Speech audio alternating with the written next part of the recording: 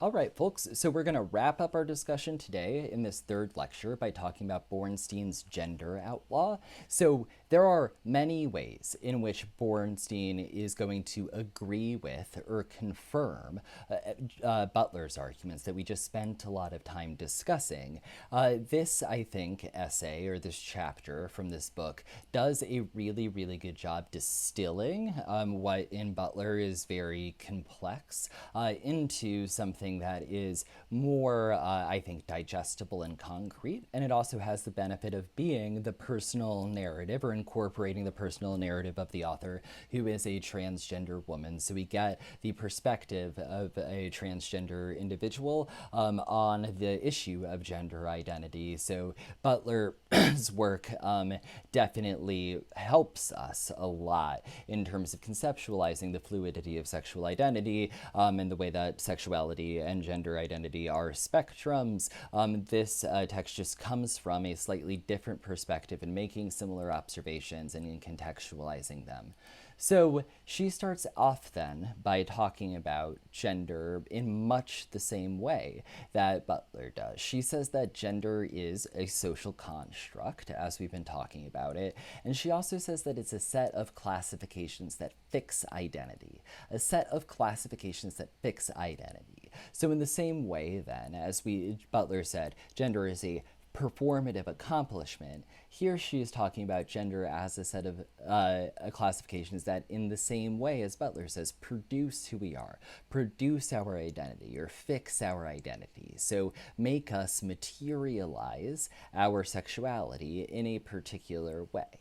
So the argument then that Bornstein is going to be pursuing here comes out of this idea, and I think that this is a really nice literary moment in her writing where she pulls the class out of classification, and she says that talking about gender as a set of classifications helps us understand gender as a class system in some ways, a system in which one group is elevated above another, and where these differentiations that we draw between different genders serve social functions in the same way that class divides up society. So the first type of classification that Bornstein talks about is gender assignment. And you want to think about this as reaffirming or as agreeing with Butler's argument that sex is socially constructed.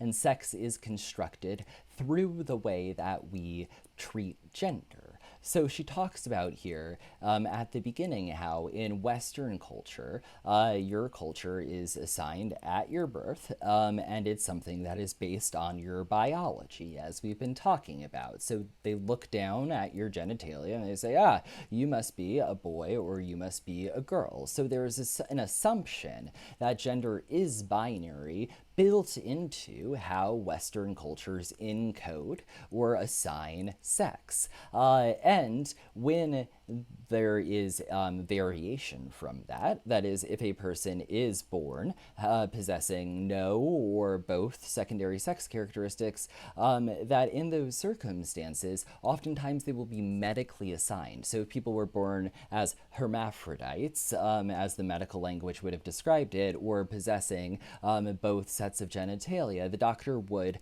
correct this, and it would make the doctor would make a determination as to what sex this boy or girl ought to be assigned, and along the determination that they must be a boy or a girl. Bornstein here talks about, and I referenced this before, how there are many indigenous tribes and other non-Western cultures that treat gender very differently, where they might decide that somebody is a gender that does not, or assign somebody a gender that is not corresponding to their biological sex, or in which transgender individuals are embraced as being a natural part of life. And in all of these circumstances, then we see that gender is indeed socially constructed, but that the social construction of gender actually creates a biological construction of gender. That in the West, people are assigned their biological sexes if they are not born that way by doctors without any autonomy over that decision, without any choice in saying, perhaps I want to be this gender, or perhaps I want to be this gender, or perhaps I do feel as if this is the natural way that I should have been born. In any of those cases, you're not, the person who is born that way is not given any agency to define their own gender identity. So we are assigned then gender at birth under the guise of being assigned biological sex is the first argument. This brings us to our discussion of gender identity. So whereas gender assignment is how our biological sex is typically identified, or the gender we are given by society, gender identity, in contrast, is how we feel. Who are we? And Bornstein talks about in her own experience that this doesn't necessarily mean you feel like a woman. It's not really clear. It was not really clear to her what it meant to feel like a woman. What she knew was that she did not feel like a man. And sometimes this is called gender dysphoria, the idea that you do not feel as if you belong to your own body. But the idea of gender dysphoria is also something that's pretty medicalized, and in some ways seems to make it seem as if that is like an illness or something that is wrong with the person, when that's not true. It is instead a perception that the identity that one possesses does not align with the way that their gender has been assigned. So she talks about then how in her own experience, the idea of being a woman for her was in part a matter of being, that she felt an identification with the way in which female gender is socially encoded, but also feeling of belonging, that in the society or the social division of culture, that she felt more identification with groups of women than she did with groups of men. The idea here then is to say that the way in which we experience gender identity is about how we perceive ourselves, how we perceive our being and our belonging in the world, is how she puts this. And what she's saying here is not that in perceiving herself or understanding herself as transgender, she was just wanting to fit into a group or something. What I think she wants to stress here is that being and belonging are two ways in which we feel identification with the social construction of one gender versus another gender. So how we feel our own relationship or our own gender identities has to do with our identification with what is associated with those genders in terms of cultural practices, in terms of the groups that people travel in terms of socialization processes, that all of the things that are constructed along gender lines creates this really complicated cultural system where people identify with parts of certain genders, identify with parts of other genders sometimes, where sometimes people disidentify with the social construction of their own gender entirely, but identify with the way that a different group is socially constructed. And that's what Bornstein is describing as her own experience of being transgender, is feeling a sense of being, of identification with women, and of social belonging with women that she did not experience with men. So moving on from that discussion then of gender identity, the third part of her discussion is gender attribution, which is to say how others interpret people from the outside. So she talks about how the default position in which people interpret other people is to say that they are male until proven otherwise.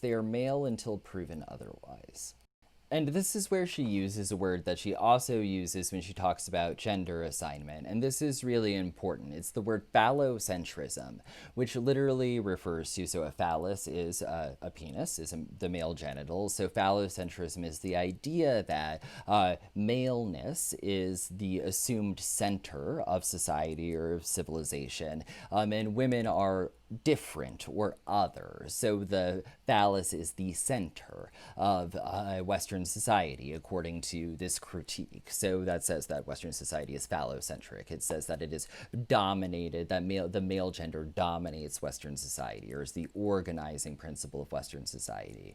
And so when she talks about gender assignment, what she talks about is how oftentimes, or the majority of times, if there was a question about the sexual identity of a baby that was born, they would automatically make that person male because that was the assumed preference. Similarly, Bornstein talks about here how if there is ambiguity about what a person's gender is, that person is oftentimes assumed to be male. That oftentimes women are called sir in public, but men are very rarely called ma'am. That's not 100% true. I've definitely been ma'amed before, but I do think that in general, this likely does happen to women more than it happens to men. So the idea then is that there is this assumption in the way that we interact with the world, or in the way that many people interact with the world, that individuals are male until proven otherwise, male until proven otherwise. And women are expected to give off a number of physical cues to communicate that they are women. And men, similarly, communicate or encode their masculinity. So here she gives us a number of different cues, types of cues to think through. And this is where we're going to start building into or transitioning back to your writing assignment, because I think that this is an important part of talking about or reflecting on your experiences this morning. So the first classifications, or the first ways in which gender attribution is accomplished, Bornstein says, is through physical cues. So again, I want to make sure that this doesn't get lost. Gender assignment is when we are physically assigned a biological sex. That is either through identifying us as men or as women when we are born, or through medically making that decision. We are assigned a gender in Western culture, at least, from our birth that we may not identify with, which is the second category, gender identity. Gender attribution is how we are assessed or attributed gender by outside observers. That is how we go about interpreting gender. And studying gender attribution is interesting, I think, because it gives us a sense of, I think we have a more progressive mindset, perhaps, or many of us have a more progressive mindset to the idea that sexuality or gender may be a spectrum. But we still, I think, oftentimes, even those of us who do have that perception, go about reading or interpreting or attributing gender from the outside according to very heteronormative and binary standards. So then she goes through a number of these. So the first one is physical cues, as we were saying. So body, hair, the voice, skin, movement, all of these things are things that are physical. And there are ways in which the body is meant to communicate or encodes your gender. So women especially have a social pressure put on them to put on makeup, to do their hair in a particular way. But men also have a social expectation that they will not wear makeup in most circumstances, that they will not grow their hair long or not shave their legs. So there are standards on both sides then that are meant to enforce this idea that we should physically communicate our gender. Marilyn Frye, who is another prominent feminist scholar, calls this sex marking, where we feel as if, because of social conventions, we have to communicate what gender we are to other people. So physical cues are one way that we do that. Behavioral cues are another. So an example of a behavioral cue, for instance, is how people take up space. So manspreading has been something that people talk about a lot more, is that men seem inclined to, on public transportation, take up a lot of room, whereas women make themselves very small in many circumstances to avoid taking up room. And that reflects gender identification in some ways, or that reflects gender codes in those very subtle forms of behavior. So that is one way in which we can think about how we attribute gender from the outside. We look at how people are standing. We expect women to have better posture than men a lot of times. We think about their behavior as communicating something about their gender identity. We might also think about here textual cues. So textual cues might be what they talk about, what they express as being their interests. We assign certain things to certain genders. So if somebody was talking about loving cooking, we might be more apt to think that they are a woman than if somebody is talking about loving fishing. And those things are, again, completely culturally scripted in the way that Butler would talk about. And finally, by names. We name people things that we think reflect their gender. There are very few women named Michael. But what on earth does the name Michael have to do with your biologically assigned sex or your gender identity? Probably very little, except that names are socially encoded. So all of these means of gender attribution, then, are things that really influence our perception of gender. The last cue that she names are mythic cues. Our mythic cues is that we interpret people as being masculine or feminine based on the genre of behavior we see them displaying. So men are expected to be strong and silent from the movies. If a woman is strong and silent, she's typically perceived as being frigid or off-putting or having resting bitch face. So we take categories and apply them to people we attribute genders to very differently. So, for instance, you could compare the strong silent type to the dumb blonde narrative. Very rarely are blonde men typed as dumb blondes. That's usually something that is attributed to women. And so, in terms of mythic cues, then, this is another important So I said mythic cues was the last category, but that's actually a lie. We have a couple of more to go. So the next is power dynamics. Power dynamics. So in the same way that we can think about behaviors as reflecting sexual dynamics or the way people, or gender dynamics, and the way that people take up space is reflecting gender dynamics, typically we think about people who are masculine or men as being aggressive versus women being passive. And sexism or patriarchy is exactly a system in which women are socially constructed as being passive or inferior to men, and that supports a very determinate power structure. So power dynamics, how individuals are interacting in relationship to one another, is something that we oftentimes might use to interpret or attribute gender. So if you walked into a room, for instance, and there was one person sitting on a desk talking to another person who was sitting on a chair, you would likely assume that the person who is sitting, unless some other cue canceled this out, you would likely assume that the person sitting on the desk was a man because they're demonstrating dominance through their body language. Perhaps you wouldn't, but many of us likely would. And this, again, none of this is to call anybody out on having biases. These are biases that are encoded into the way we interpret gender, is Bornstein's argument. That all of these things we, without even realizing it many times, we implicitly use to make assumptions about the gender or make attributions about the gender that a person identifies with.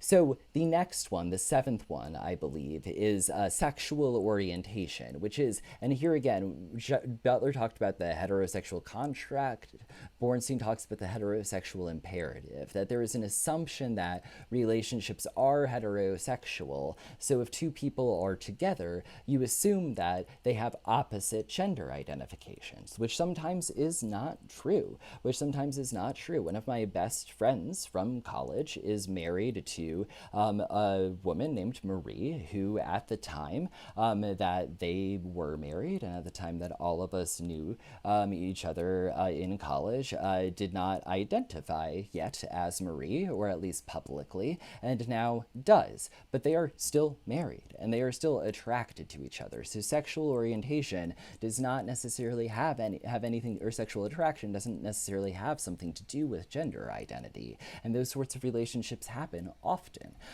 Sometimes it does, but sometimes it doesn't, and everybody is different in this way. So when we talk about then the heterosexual imperative, we're talking about how we interpret people's genders from afar, assuming that couples are likely to be heterosexual, and that is obviously not necessarily true. So all of this then brings us to the conclusion argument that she makes about biology. And we don't have to, I think, belabor this point too much because we've talked about it twice already. But she concludes then by talking about how all of these clues, all of these ideas about gender attribution are to say that we perceive sex and gender as different, but in Western culture, what people tend to perceive as being your gender is primarily through a biological lens, that the history of Western culture is about thinking about the way in which biology determines our gender identity. Biology determines who we are sexually attracted to. But there is a such thing as intellectual attraction, for instance. There are people who are pansexual, or they call it people who identify as sapiosexual, or people who are simply not attracted to other people who are asexual, who may have substantive attractions to others, like intellectual or romantic attractions to others, but not be sexually attracted to others. She also talks about here how there is variation within different forms of relationships. So in gay relationships, she talks about lesbian relationships specifically, how there might be a distinction between who is the butch member of that relationship and who is the femme member of that relationship, and that butch and femme people might be attracted to each other. But the idea that in every relationship there is a butch and a femme person, in every lesbian relationship, is a sexist assumption that's based on the idea that, again, that there has to be something resembling a heterosexual sexual dynamic, a masculine and a feminine, inside of a relationship between two lesbian women even. And so I think that we have to be really careful and really critical about how our assumptions, how our language, how our way of viewing the world reflects certain assumptions about what gender is,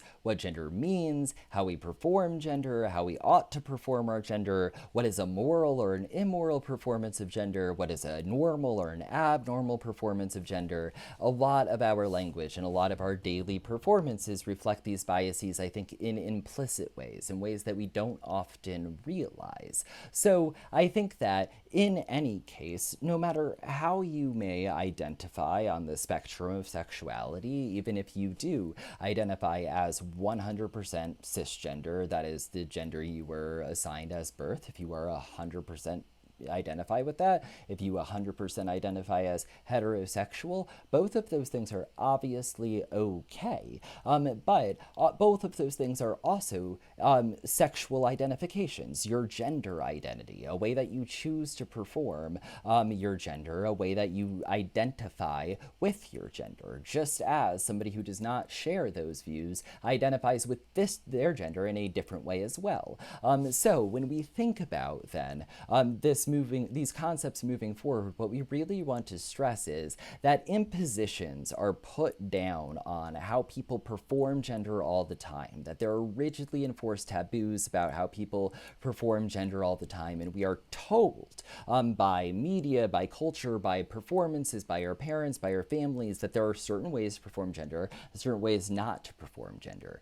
But most of these things are social conventions. They're things that are derived from a long tradition of repeated stylized acts, stylized ways of performing gender. They are not things that are in fact natural, is the argument, at least, that all of these authors are making against this position that our biology determines our sexuality and our biology determines who we are. So, in concluding today, then, I want you to ask you to go through that list you made. And based on our discussion, I want you to think about whether you would add anything. Whether you would add anything. Is there anything that you left off your list that you didn't recognize as a performance of your gender when we started talking about this that you would recognize as a performance of your gender now? And also, I had asked you to think about where your ideas of how you should perform your gender came from. So if you had any revelations about where you learned these scripts or those scripts while we were talking about these things, if you had any revelations about how you enact your masculinity or your femininity, or you enact your non-binary status, or your status of identifying on a spectrum between the two.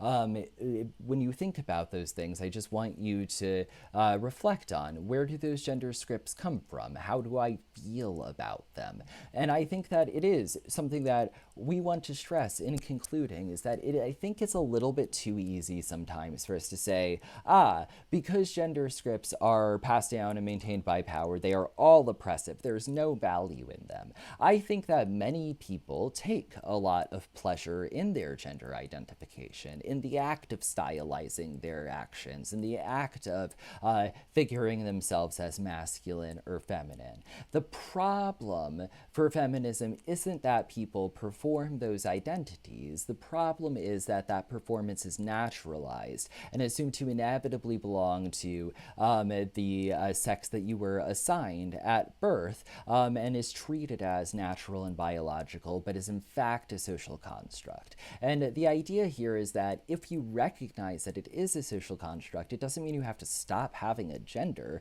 or everybody just becomes non-binary, although it does involve recognizing that sexuality is a spectrum. What it instead opens up the door for is saying there are certain ways that gender performances are oppressive, there are certain ways that gender performances are pleasurable, can be liberatory, can be spaces for freedom, and that when we think about gender performance, we need to be sensitive to the fact that it is complex. It is not something that just we can assume should always be one way or another, and we have to think critically about the way in which we go about performing our genders and the way that we go about interpreting or perceiving or judging other people's gender performances. So that's where we're going to leave off today. Again, take this last couple of minutes to wind down and reflect about what we talked about, and fill out or build on your initial free writing exercise, and think about, is there anything you would add? Is there anything that comes to mind about how you perform your own gender, or you think about the performance of gender that has changed since you made that original list about your morning? Anyway, I hope that you have a great afternoon. These lectures will be up in just a minute, and I will talk to you tomorrow.